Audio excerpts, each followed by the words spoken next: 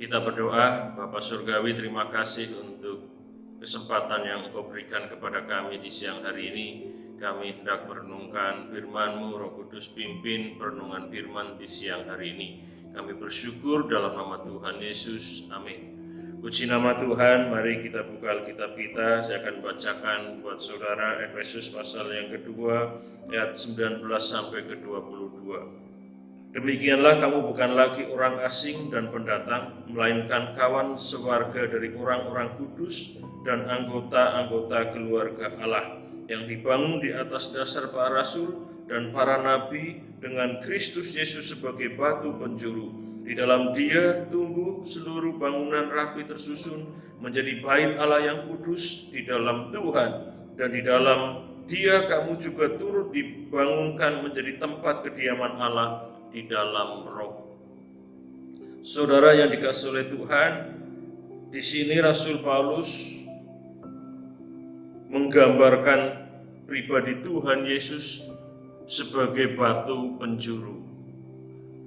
Dalam teknik pembangunan kuno, khususnya di Israel dan sekitarnya, istilah batu penjuru bukan istilah yang asing. Karena batu penjuru adalah batu yang khusus, batu yang baik, batu yang utama dan punya kualitas terbaik, diletakkan menjadi batu yang pertama, dan batu penjuru itu menjadi patokan bagi peletakan batu-batu selanjutnya. Batu-batu pondasi juga menjadi patokan ketika mereka membangun sesuatu di atasnya. Artinya batu penjuru menjadi sangat penting, dan itu batu yang menjadi kunci dari sebuah bangunan.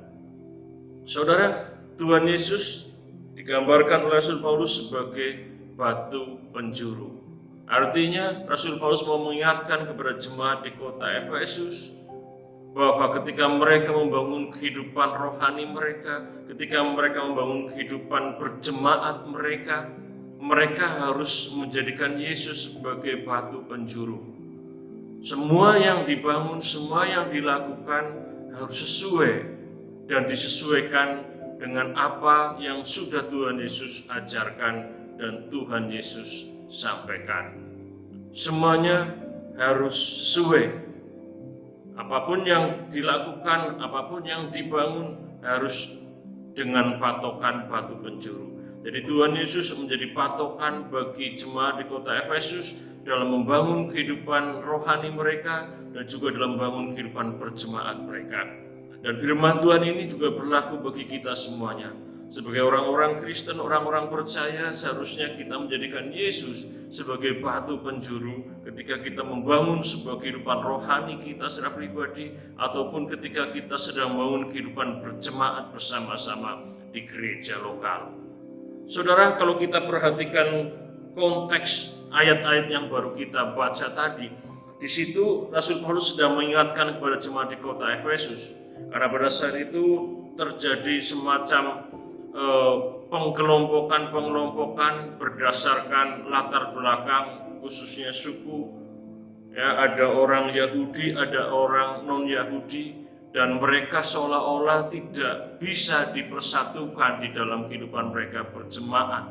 Mereka satu jemaat tetapi sulit untuk bersatu hanya karena latar belakang yang berbeda. Rasul Paulus mengingatkan kepada mereka bahwa mereka adalah anggota kerajaan Allah. Mereka adalah batu-batu yang seharusnya rapi tersusun untuk pembangunan bait suci dengan Yesus sebagai batu penjurunya. Sehingga Rasul Paulus mengingatkan bahwa seharusnya tidak lagi ada pengelompokan dalam kehidupan jemaat hanya berdasarkan dengan sesuatu, apakah itu suku, apakah itu status sosial, apakah itu latar belakang ekonomi, latar belakang pendidikan, yang hanya membuat kelompok-kelompok di dalam berjemaat. Jadi ayat ini mengingatkan kepada kita semuanya, seharusnya sebagai orang-orang Kristen kita harus membangun kehidupan jemaat kita dengan menjadikan Yesus sebagai batu penjuru. Patokannya adalah Tuhan Yesus, dan Tuhan tidak mau ketika kita menjadi batu-batu yang seharusnya rapi tersusun dalam pembangunan bait Allah, kita justru membeda-bedakan satu dengan yang lain hanya karena latar belakang, baik suku, baik ekonomi, sosial, maupun latar belakang yang lain. Seharusnya kita harus mengingat bahwa kita adalah batu-batu yang siap tersusun rapi untuk menjadi bait Allah yang kudus di dalam Tuhan. Jadi tidak perlu lagi kita mengelompokkan, tidak perlu lagi kita membedakan satu dengan yang lain hanya karena latar belakang kita.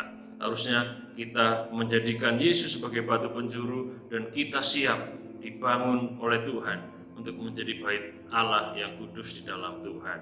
Jadi saudara, jadikan Yesus batu penjuru dan tidak ada lagi perbedaan dan tidak ada lagi pengelompokan dalam kehidupan kita berjemaat. Tuhan Yesus memberkati kita semuanya. Kita berdoa. Bapa Surgawi, terima kasih untuk perenungan singkat di siang hari ini. Roh Kudus mampukan kami untuk memahami, Roh Kudus juga mampukan kami untuk melakukan firman Tuhan yang baru saja kami renungkan bersama. Kami bersyukur Tuhan, di dalam nama Tuhan Yesus Kristus kami berdoa. Amin.